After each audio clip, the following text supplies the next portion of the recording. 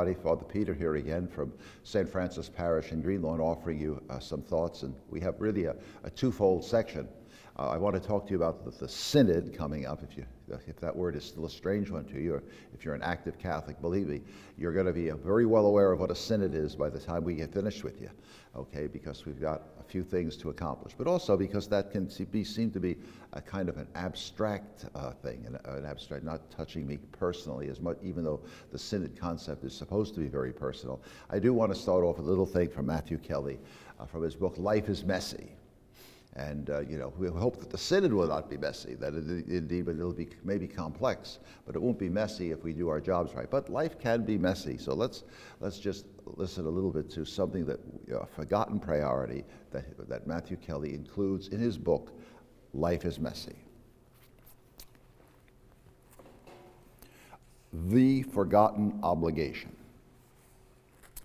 We have so many commitments and so many obligations. Some of them real, many of them imagined. But in the middle of all of that, we often forget the obligation, the forgotten obligation.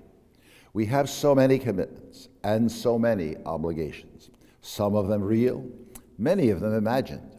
But in the middle of all of that, we often forget the obligation we have to ourselves. You have an obligation to yourself. It makes sense when you think about it, and still you are uncomfortable with it. In order to fulfill this obligation, you have to learn to put yourself first. Not all the time, not in a selfish way, but sometimes. You have an obligation to yourself first. An obligation is something that you are morally or legally bound to do. You are morally bound to tend to yourself. You are morally obligated to put yourself first sometimes, to take care of yourself. To ensure your needs are met in a way that allows you to thrive, so that you can live and serve powerfully. This is a moral obligation that we often neglect. And more tragically than that, it's one we rarely feel guilty about neglecting. How do you treat yourself as more crucial how others treat you? If you are not willing to honor the marvelous creation God has made you to be, you are unlikely to demand the respect you deserve from others. Well, that's an interesting one, isn't it? Okay. We do deserve respect from each other, even those who might be superior to us. Let's say somebody has a great musical talent. That doesn't make them superior in that final sense to people whose talent is less. But oftentimes people push those kind of things. If you are not willing to honor the marvelous creation God made you to be, you are unlikely to demand the respect you deserve from it. Yes, we do have a right to it. Somebody speaks to us, in a slipshod way or in an angry way, or we have a right to stop and say, wait, we can't go down this trail. We've got to do better than this. In order to thrive as a human being, you need to learn to put yourself first. Before you are a mother, a father, a husband, a wife, a brother, a sister, a son, a daughter, boyfriend, girlfriend, neighbor, colleague, you are a person first. You are a unique and wonderful individual first. We put ourselves first by acknowledging our legitimate needs and tending to them, encouraging ourselves, silencing our inner critic, following our passions, taking care of our health, being mindful of our strengths and talents, and being gentle with ourselves.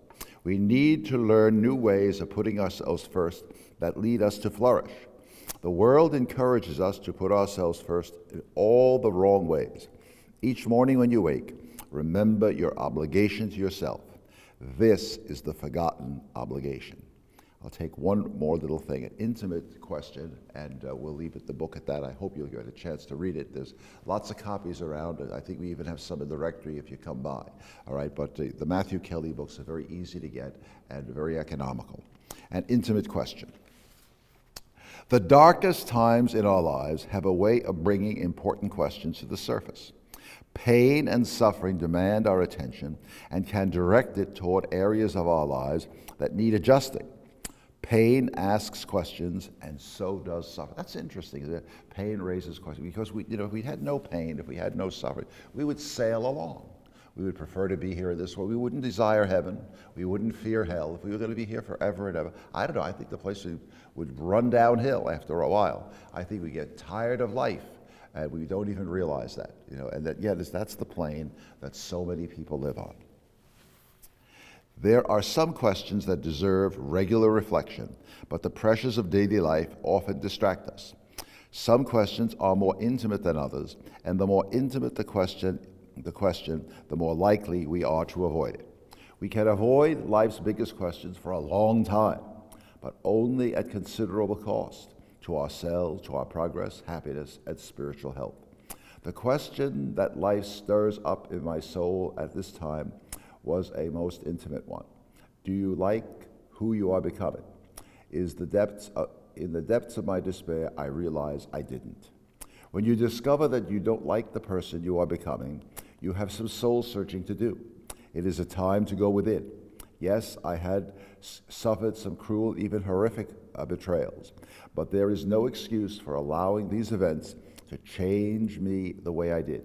Our lives change from the inside out. It is easy to focus on externals, but it is what is inside that matters most. So something had happened, a tragedy in his own life. He didn't handle it well, and he wants to let us know that that's one of the real things we've got to face and deal with. So let's stop there. Life is messy, yes, but the Lord is in it. And I thought those were very, very practical points about there are sometimes we do need to put ourselves first, because ultimately we can't be that good husband, father, brother, sister, friend, whoever we might need to be, if we don't have ourselves whole and put together and able to function properly. Okay, so we do need to care for our own selves and our own needs. It's an obligation, not simply an option. But anyway.